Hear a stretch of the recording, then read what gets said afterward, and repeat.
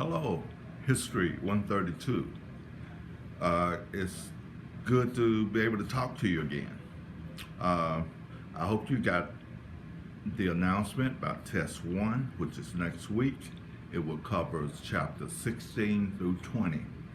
Today we will lecture on 20, chapter 20, which is entitled Africa and the World.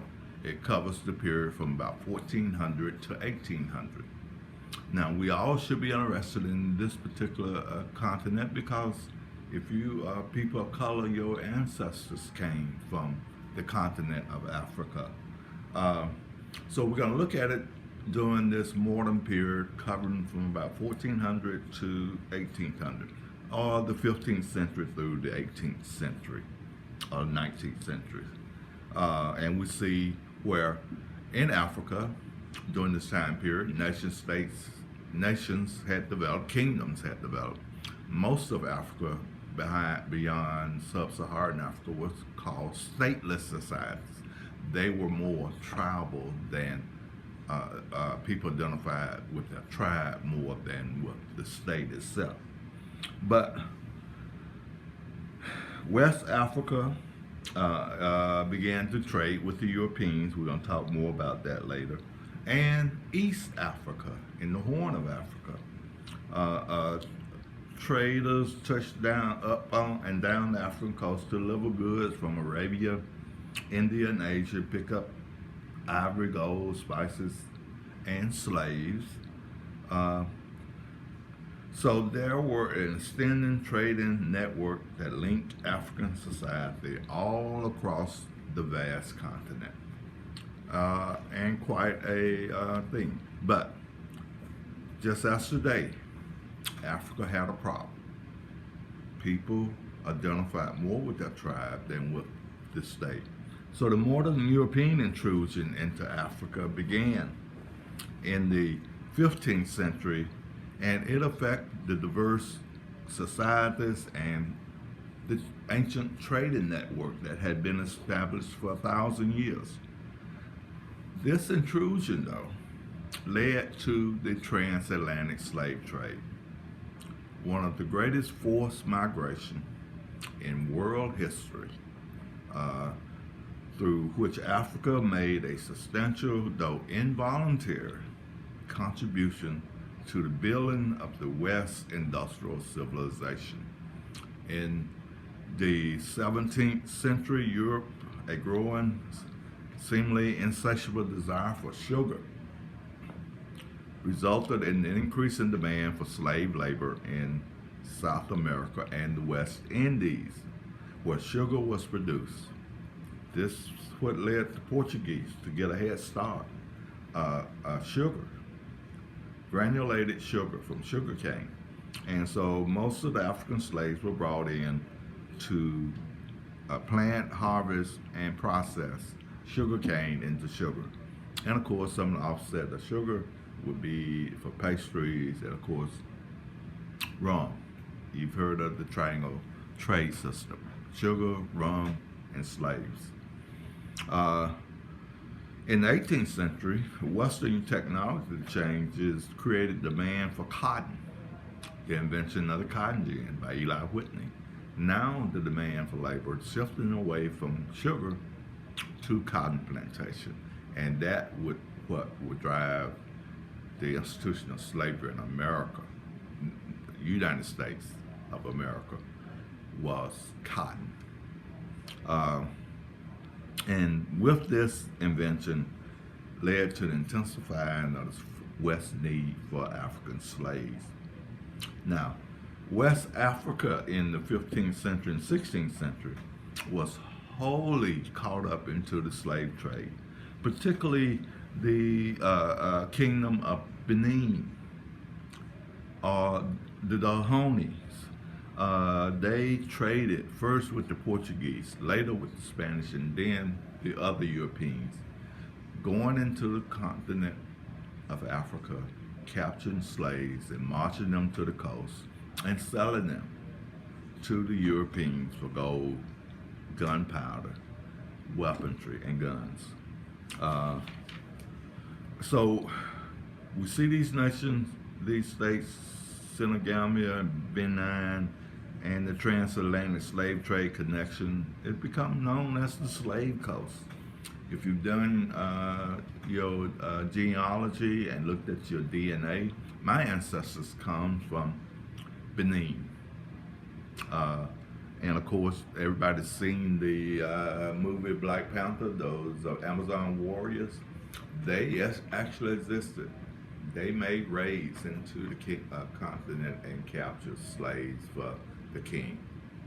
If you want to read about it, read about Cudjo Lewis and the Clotilda, Zora Neale Hurston. I think the name of the book, Barracoon. That's the name of it. Zora Neale Hurston. Their eyes was watching God. Okay, so some way the word challo, which originated from the Latin word meaning head or head of cattle, property. That's what these Africans were considered to be.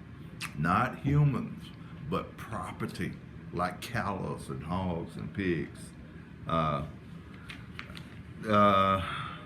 of course, the kings or Oba, that's what the African king was called, Oba, became very wealthy behind the trading of humans and their fellow man. We see kingdoms develop in the Sudan, the Songhai, Borno, and Hausaland. The kingdom of Ghana become very wealthy. But on the continent, it's just like everywhere else in the world, ancient world, agricultural rule. In Africa, the agricultural production mainly involved the labor of women. They planted, weeded, and harvested the products between 10,000 and 1,400 cassava, that's a melon, bananas, and plantain came to West Africa from Asia. The Portuguese brought back from the Americas maize or corn, sweet potatoes, and new varieties of yams from the Americas in the 16th century. According to the former slave Elijah Equani, the Igbo people in the mid-18th century ate plantain, yams, beans, Indian corn, along with stewed poultry, goats, castrated steers, seasoned with pepper. Quite a diet. Wives and children was highly prized and desired in African society because they could clear and cultivate the land, and because they brought prestige and social support and the security in old age. Men acquired wives in two ways. In some cases, couples simply eloped and began their union. But in most cases, the marriage was arranged by the father and the family of the bride. Disease were prevalent and probably was the obstacle to the growth in Africa because of disease. Salt was one of the main products desired by the African because salt could cure meat, fish, vegetables, and meat would last for a long time. So, but they also traded in cowries and seashells. But we see cross-cultural encounter along the East African coast, mainly between the Portuguese. But we also see them come in contact with Ethiopia, which was, remember, Hebrews, Ethiopian kingdom, Sheba. But when Christ came along, they became Christians, Coptic Christians, and they were under attack mainly from Muslims, which surrounded them. Prester John, remember him? Yes. But the Coptic Christian met fierce resistance and ushered in a century-long period of hostility to foreigners. The wealthy Swahili city-states along the southeastern African coast also resisted European intrusion. That'll be Kenya, Somalia, Tanzania, in that area. But Muslim and European incursion in Ethiopia did occur. They tried to conquer them, but eventually Ethiopia preserved over there. But it was mainly the Portuguese that influenced the Swahili city-state, even the language. Now you got to remember, I'm a descendant of Bantus. These are the first group in West Africa. The first group left northern Nigeria, migrated across the continent to the east coast of Africa. Another group went into the Congo. Another group went as far south as South Africa and made their way back up and formed the Swahili kingdoms, which is a mixture of Arabic and African language. But now finally, let's talk about the African slave trade. This change of people in Africa, just like in the rest of the world, was normal. The slave traffic along the Indian Ocean testifies to the long tradition of continental descension of the African slave trade long before the Europeans arrived. So they were enslaving each other, and of course, the trans-Saharan slave trade, where over 4.5 million black Africans was transported across the Sahara Desert into North Africa, into Arabia, into Iraq, and to Palestine. Why you can't notice them? Because they were assimilated. The Quran forbid the enslavement of fellow Muslim. Once they converted to Islam, they were no longer slaves. Now the transatlantic slave trade is completely different. Christianity does not forbid the enslavement of his fellow man. So the slave trade developed along with Christian institution in the Americas. So over time, the trans-Saharan slave trade became less important than the transatlantic slave trade, which witnessed an explosive growth during the 17th and 18th century, where millions of enslaved Africans forcibly was exported to the Americas and left a lasting impact on African society and led to an ultimate wider use of slaves within Africa itself. So the institution of slavery in Africa was in existence before that. Between 650 and 1600, Muslims transported as many as 4.8 million black slaves across the trans-Saharan trade route. Meanwhile, the flow of black people in Europe began during the Renaissance continued. In the 17th and 18th century, as many as 200,000 Africans entered the European society. In 1658, the Dutch East Indian Company began to allow the importation of slaves into the Cape Colonies, now in South Africa. But this transatlantic slave trade is what beseeched me, and this is why, how we got here.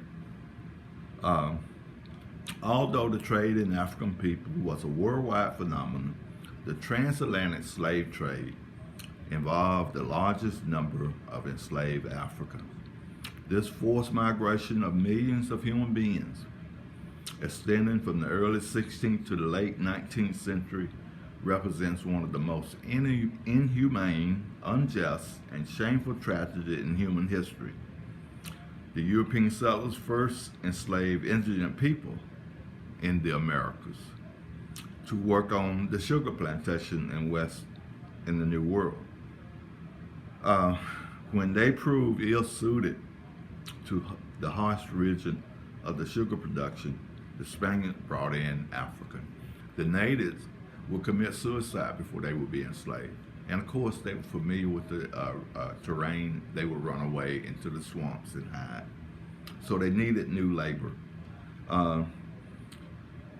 So during the 15th century, the Christian Europeans had begun to make a strong association between slavery and black Africa.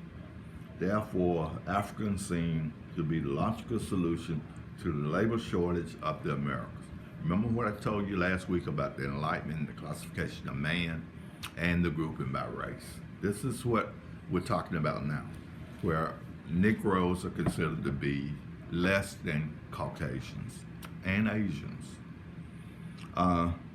The incident of disease in the Americas also helped explain African enslavement.